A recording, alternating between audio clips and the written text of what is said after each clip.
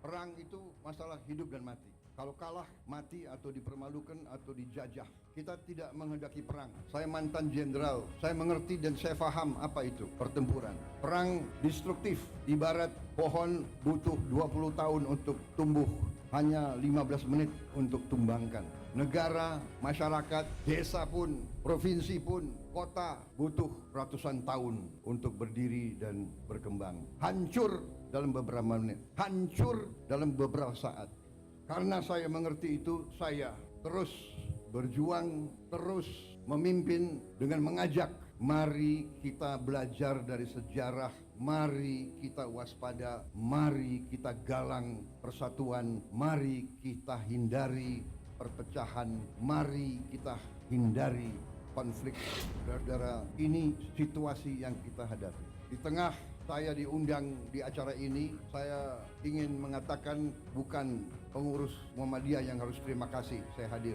Saya yang terima kasih karena saya merasa tidak hanya kehormatan, tapi saya merasa penting bagi saya untuk bisa bicara kepada tokoh-tokoh Muhammadiyah, pada para guru, pada para ustadz, pada para ulama.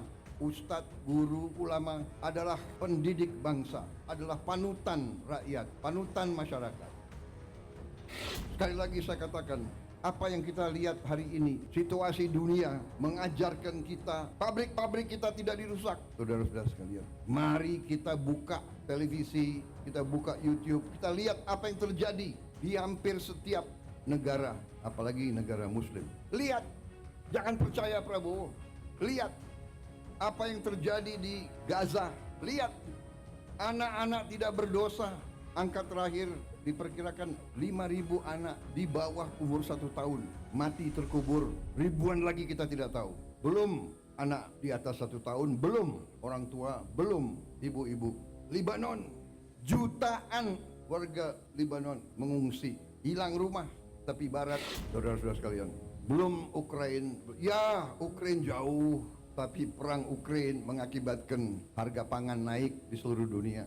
Ya, Gaza jauh, tapi itu saudara-saudara kita. Apa poin yang saya ingin sampaikan? Saudara-saudara, jangan kita anggap damai itu adalah biasa. Jangan kita anggap kita tidak menghadapi ancaman. Kenapa kita harus waspada? Karena kita kaya.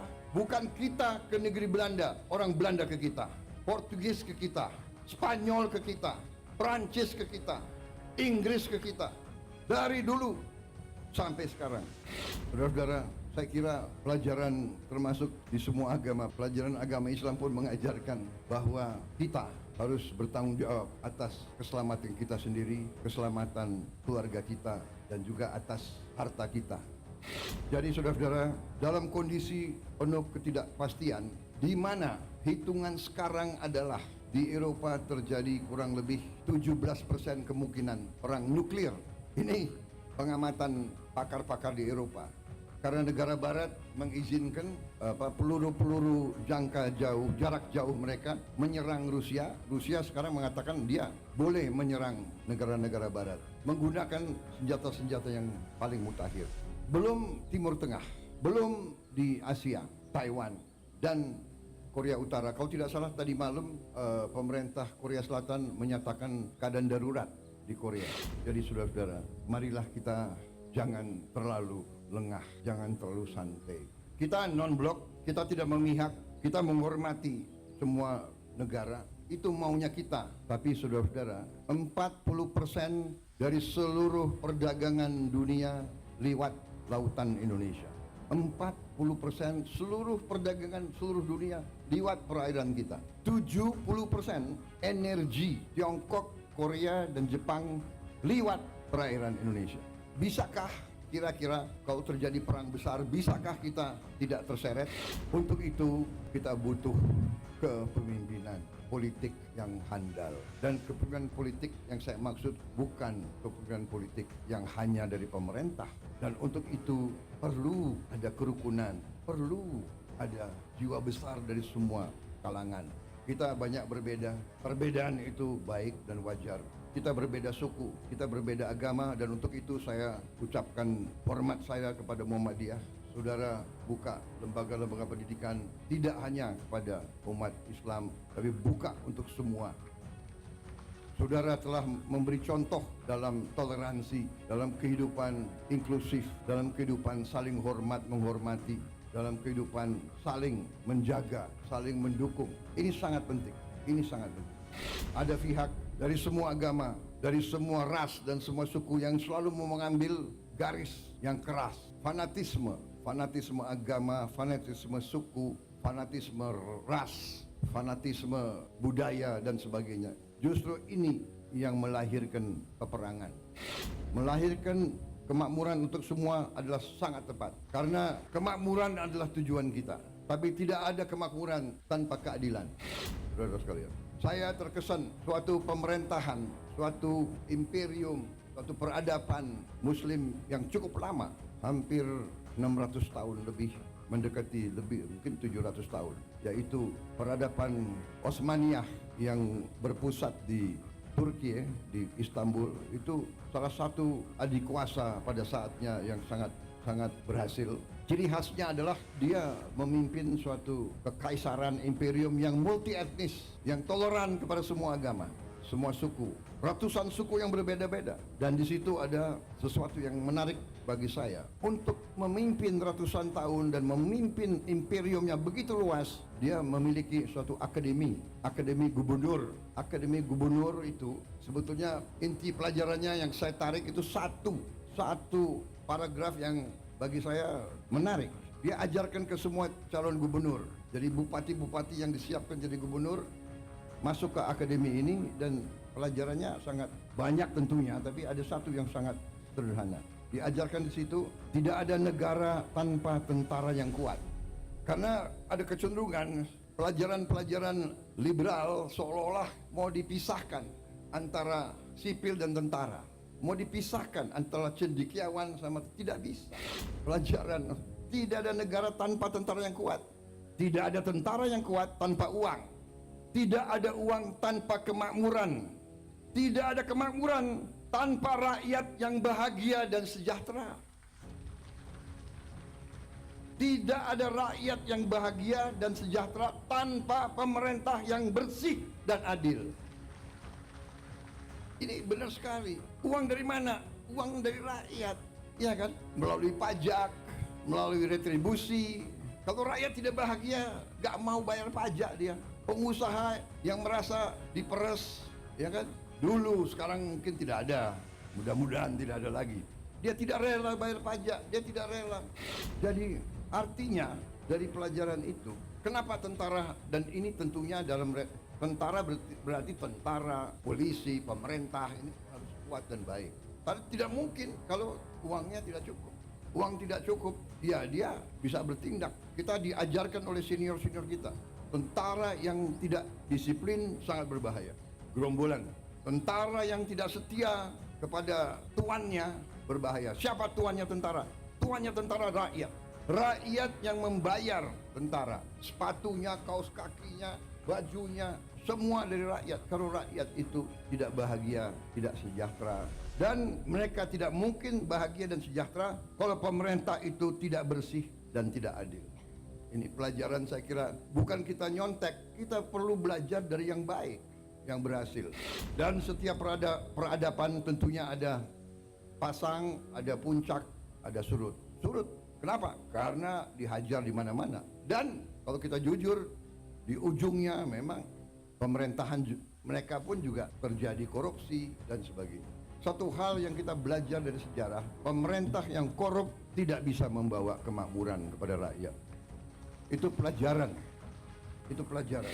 Jadi saudara-saudara, marilah kita bersama-sama, marilah kita berjuang mencari kemakmuran, supaya kita hilangkan kemiskinan, hilangkan kelaparan, hilangkan stunting. Saudara-saudara, saya telah mempelajari angka-angka mendalam. Sungguh luar biasa kekayaan kita, sungguh luar biasa. Tapi kita koreksi diri, kita banyak yang terus terang saja kurang piawai, kurang handal untuk menjaga kekayaan kita. Karena itu saya bertekad untuk mencapai pemerintah yang bersih. Dan ini tidak gampang, ini sangat sulit. Bahkan saya tahu saya ditertawakan, Saya diejek, tapi saya udah biasa diejek. Mana mungkin menghilangkan korupsi di Indonesia? Mana mungkin menghilangkan kemiskinan? Mana mungkin menghilangkan kelaparan? Apa? Mau kasih makan bergizi? Hahaha, ketawa. Di awal mereka tertawakan saya dan saya tahu mereka mengancam saya. Saya tahu saya diancam. Nanti harga saham, harga indeks saham akan turun. Di hari-hari pertama saya luncurkan gagasan makanan bergizi, sudah muncul. Saya mengerti, saya ini cukup lama jadi orang Indonesia. Saya mengerti. Ada ancaman terbuka, ada ancaman halus. Ada senjata yang terbuka, senapan, meriam, ya itu. Tapi sebelumnya ada senjata-senjata lain. Senjata psikologis, adu domba, fitnah, hoax. Ada ancaman terhadap ekonomi.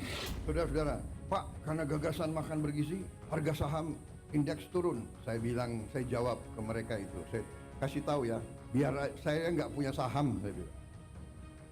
Dan rakyat di desa-desa tidak punya saham. Benar. Kalau saham jatuh, iya. Pemain-pemain bursa itu. Siapa yang main bursa di sini? Menteri-menteri, ayo ngaku. Fahri Hamzah kayaknya, yuk. Ada bukan orang kaya saja main saham, tahu nggak? Ada teman-teman saya ahli matematik. Dia mau pakai algoritma, tapi saya lihat hidupnya stres. Tiap detik lihat TV, lihat apa itu? Wah, harga saham turun 0,0 sekian. Oh, panik dia. Hitung lagi. Aduh, hidup stres, aku enggak mau lah. Dan saya kasih tahu itu kan, main-main saham itu kalau orang kecil ya pasti kalah. Itu untuk orang kecil itu biasanya sama dengan judi itu. Yang menang yang bandar, yang besar, yang kuat, ya kan? Ini Pak Trenggono itu mantuk-mantuk. Jangan-jangan Pak Trenggono punya algoritma. Dia itu. Ada ahli matematik yang saking pinternya dia berani ke kasino. Hitung. Main apa? Roulette itu pakai algoritma itu, Cok. Tapi enggak serius, saudara-saudara. Kemudian ada yang mau ancam mata uang kita. Ada juga mau ancam. Saudara-saudara, ternyata bernegara itu, keyakinan saya dasarnya adalah beberapa hal yang fundamental. Yang pertama adalah kemampuan bangsa itu menghasilkan pangan. Karena itu kita hormati apa yang dilakukan oleh pemerintah sebelum saya. Semua pemerintah sebelum kita, dari Presiden Soekarno selanjutnya, punya jasa sampai kita berada di sini. Yuk kita hormati pemerintah Pak Jokowi. Saya bukan membela orang, terus terang aja. Untuk apa sekarang saya, apa itu istilah tentara, ngolor, menjilat, ya kan? Bukan saya bela-bela Pak Jokowi karena person, tidak. Saya mau katakan apa adanya. Kalau ada kekurangan, kita semua ada kekurangan. Semua pemimpin ada kekurangan. Jangan memfitnah, jangan menyerang. Kita semua punya kekurangan. Mau buka-bukaan, yang gak enak. Kita diajarkan nenek moyang kita, orang tua kita, mikul dhuwur mendem jero. Orang tua hormati yang baik. Kita sebagai yang muda berani juga ngoreksi, tapi ngoreksinya dengan cara yang baik, yang sopan. Saya kira itu ajaran ustadz-ustadz saya. Saya bukan orang yang terlalu baik. Agama saya akui di depan Muhammadiyah. Aku akui. Tapi saya ingat ajaran ustadz-ustadz saya. Tidak boleh dendam, tidak boleh maki-maki, tidak boleh sakit hati, tidak boleh benci. Tuhan aja memaafkan kok. Manusia meneruskan permusuhan. Saya ini dikalahkan oleh Pak Jokowi. Dan menteri-menteri saya banyak yang ikut mengalahkan saya. Benar ya? Ayo ngaku tuh, ngaku. Siapa bendaharanya Pak Jokowi? Itu Trenggono itu. Ayo ngaku ini. Ini banyak ini menteri-menteri saya itu. Tapi sudah ini kan perbedaan itu biasa, persaingan itu biasa sudah. Tapi sesudah itu, ayo kerjasama, ayo. Nyatanya saya tahu ini dalangnya Trenggono ini. Tapi jadi wakil saya di Kementerian Pertahanan. Akhirnya saya dibilang, oh Prabowo pakai banyak orangnya Jokowi. Tidak, bukan orangnya Jokowi. Saya pakai orang merah putih. saya pakai anak Indonesia. Iya kan? Saya, ada juga yang Menko Polkam saya juga kan bukan orang Gerindra. Dia memang non partai. Tapi saya ambil satu. Yang saya ambil, saya yakin di dalam hatinya semua itu cinta merah putih, cinta tanah air. Jadi tidak ada masalah. Di pilkada ada yang menang, ada yang kalah, sudah, ya kan? PKS dukung Anies, nggak ada masalah. Gerindra wakilnya PKS di Sumatera Barat, ya kan? Nggak ada masalah. Banyak saya Gerindra wakilnya PDIP di Jawa Tengah, di mana? Sudah, nggak ada masalah. Jangan kita perbedaan pendapat, bagi saya harus kita sikapi dengan kearifan.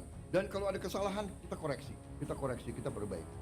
Saudara-saudara, saya percaya dan yakin, saya optimis, tapi kita harus waspada. Karena kita sangat kaya, kita menguasai mineral-mineral yang sangat strategis yang dibutuhkan oleh banyak negara. Karena itu, beberapa rencana kita hilirisasi tidak berkenan di banyak negara. Tapi kita tidak ada pilihan. Masa ratusan tahun kita harus jual kekayaan kita sebagai bahan mentah? Kita tidak mau. Kita mau karunia Tuhan itu boleh dibeli dengan harga yang benar, supaya kita punya nilai tambah bisa dipakai untuk mensejahterakan rakyat kita. Jadi kita harus siap menghadapi. Mungkin ada yang mau dikte kita, harus ini, harus itu. Kamu tidak boleh dekat sama dia, kamu dekat sama saya. Kita dekat sama semua. Saudara-saudara, ternyata setelah saya keliling ke luar negeri, hadir KTT APEC, hadir KTT G20, tema di G20, tema di APEC, terutama di G20, temanya apa? Tema utamanya apa? Hilangkan kemiskinan, hilangkan kelaparan. Fight hunger and fight poverty. Itu tema dunia sekarang. Kemudian ke arah menjaga lingkungan hidup kita. Kita nanti berada di garis depan. Saya katakan Indonesia mungkin satu-satu negara, mungkin dengan Brazil dan Kongo, kita diberi karunia oleh Tuhan, kita akan mampu semua bahan bakar kita green, semua bahan bakar kita dari tanaman. Dan kita akan swasembada energi. Dan kita akan swasembada pangan dalam waktu yang lebih singkat daripada yang saya perkirakan. Saya beri target 4-5 tahun, ternyata bisa lebih cepat. Dan saya percaya dan saya yakin NTT tadi kita robah dari hanya laporan gubernur hanya 300.000 hektar yang sekarang bisa diairi, potensi 4 juta hektar. Luar biasa. Dan ini bisa dan ini akan kita kerjakan. Saya percaya manusia, apalagi pemimpin, harus berani punya tujuan, harus berani punya sasaran yang tinggi, jangan sasaran yang rendah. Saya diejek lagi, Prabowo bisa aja dia ngomong mau pertumbuhan 8%. Saudara-saudara, saya selalu mengutip Bung Karno. Bung Karno mengajarkan dari dulu, gantungkan cita-citamu setinggi langit. Kalau kau tidak sampai ke langit, minimal kau jatuh di antara bintang-bintang. Kalau pengalaman saya di tentara juga begitu. Kalau kita kasih target yang rendah, cukuplah, tidak usah repot-repot. Ya kan? Target saya kasih target, kalau sekarang 5%, 5,5%, ya sudah 6% sajalah. Jangan-jangan nggak sampai 6% gitu. Tapi saya hitung angka-angka, saya percaya, saya yakin kita mampu sampai 8%. Kebocoran kita, kalau kita hemat, kalau pemerintah itu ketat, bersih, efisien, saya yakin bisa. Tapi ini butuh jiwa besar, saudara-saudara, jiwa besar. Gubernur, bupati, semuanya harus bekerja. Wali kota, sudahlah, acara-acara yang tidak penting kurangi. Jangan seminar, terlalu banyak rapat. Kenapa rapat atau ini harus di hotel, di mana gitu. Saudara-saudara, hitungan kita perjalanan luar negeri saja itu, Indonesia ini perjalanan luar negeri pejabat-pejabat $3 miliar. Saya minta dikurangi 50% saja. Kalau bisa dikurangi 50%, artinya kita bisa menghemat 15T. 15T itu berapa bendungan, berapa irigasi, berapa SD bisa kita perbaiki, berapa anak sekolah bisa kita kasih makan. Tolonglah ya para menteri, puasa dulu. Puasanya 5 tahun. Kalau 5 tahun kita hemat $1,5 miliar dari perjalanan saja, saudara-saudara. Tapi bayangkan itu, apa yang kita bisa. Saya tapi sudah perintahkan Menteri Keuangan, Wakil Menteri Keuangan, teliti semua program diteliti, ternyata cukup besar penghematan, cukup besar. Tapi saya tidak umumkan di sini supaya kita tidak cepat puas. Jadi saya mohon juga pada gubernur terpilih, bupati terpilih, ya, ketat, efisien, kurangi yang bersifat tidak kritis. Kritis untuk kepentingan rakyat, kritis kepentingan langsung. Nggak usah terlalu banyak seminar, kita sudah tahu keseluruhan rakyat, iya kan? Sudah tahu, Bapak, masalah Indonesia ini adalah ini sudah tahu. Kita ini tidak punya satu datanya banyak, saya tahu. Banyak peraturan undang-undang bertabrakan, saya tahu. Solusinya bagaimana? Ya, Menteri Perumahan Rakyat di sini diwakili wakil menteri, ya kan? Rakyat miskin, rakyat muda yang masih muda butuh rumah yang terjangkau. Nggak usah diseminarkan berapa jumlah rumah, tipe berapa. Dia butuh segera. Kalau sudah berdiri minimal 3 juta rumah, Fahri Hamzah boleh senyum-senyum. Sekarang jangan senyum dulu kau. Banyak perbedaan, tapi carilah titik-titik persamaan untuk bangsa dan negara.